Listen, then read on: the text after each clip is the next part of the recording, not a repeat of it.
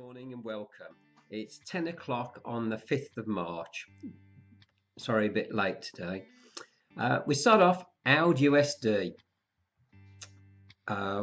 We've had a really nice short move on this, and we're looking for it to go down even further. My target I've put at 75. The reason for that, we have had quite a few turning point. I counted 8 turning points at the 75 level. So if we get down to 75, I'll take a view on it based on the commitment of traders, but I might well get out of that trade. Yeah, right. Now we move on to the AUD JPY. Again, we're short. If we see a move to risk off, which I think we will do, this could very well make a massive short, and of course we're short on the commitment of traders for the Australian dollar as well.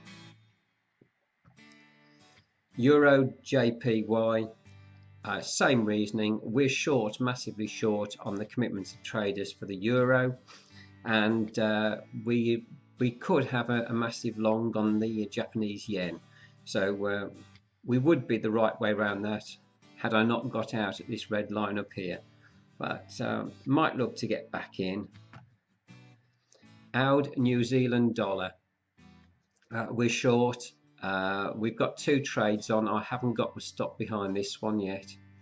I think that just needs a bit more time. It's bounced off the 50. I thought from the angle it went down, his approach, I thought it was going to go through. It hasn't. It's bounced off, but we'll see what happens anyway. It's not a biggie. I am very confident on this trade, so that's where we stand with that. Euro New Zealand dollar. I'm a little bit out. We've bounced back up to the 20-day moving average. I'm short. I'm fairly confident in this trade. The commitment of traders was with me, so we'll leave that a while, but I'm sure it's going to come right. This is one of the trades that I've got quite heavy money on. It keeps getting pushed back at this line here, and I can understand why, because there is really heavy resistance at this line here. We can see, it has struggled with that point before. So where's the weekly? Yeah, over here. So once it gets over that, and I'm sure it will, we're going to pop up to the upside. That's what we call plan A anyway. Yeah. The S&P 500. Well, this is shorting quite nicely. This is the daily chart. If you put the weekly chart on, we're below the 69.1, and if you put the monthly chart on, we are just touching the 69.1. We're actually at 70.8. So if we can get all three charts to go down below the 69.1, that, as far as I'm concerned, will be long-term bearish for the S&P 500. Here we go. And we've got the AUD Canadian dollar. Well, the commitment of traders report as out is out. It always wins. All right, I've found so anyway. I'm coming down onto my trade here, and as you can see, it sort of bounced down the trend line on the RSI. So I think that's going to follow through. I'm below the 50 on the RSI, which is negative area. It's the last 14 days have been down. It's only got to bounce up and down in the RSI there, and it will just continue going down.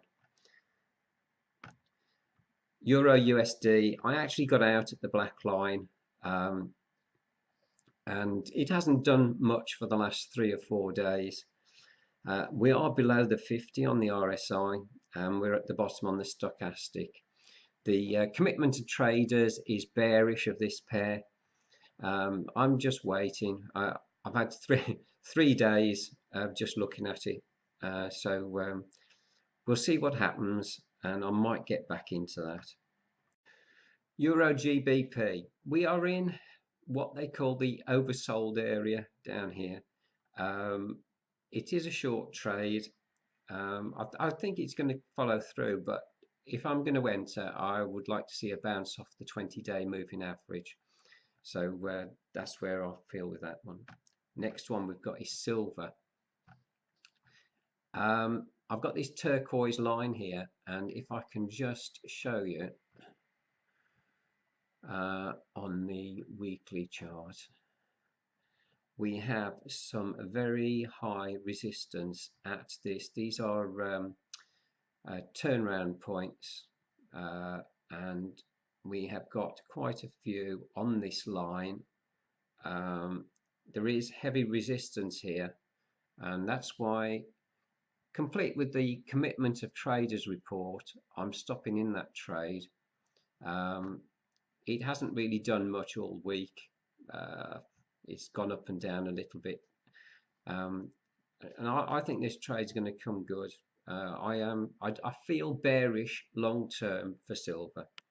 The stochastic is pointing down, so is the RSI.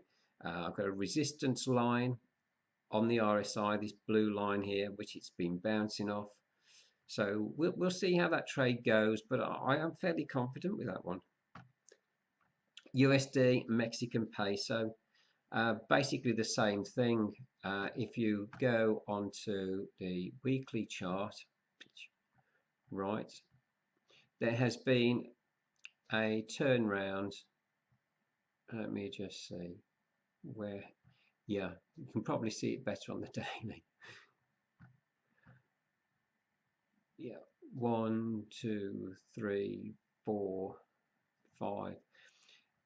There is a lot of support at this line here. Yeah, and the commitment to traders report was long this pair, and we're bopping along the bottom on the RSI. The stochastic isn't really giving a clear signal. It's sort of a little bit up and down.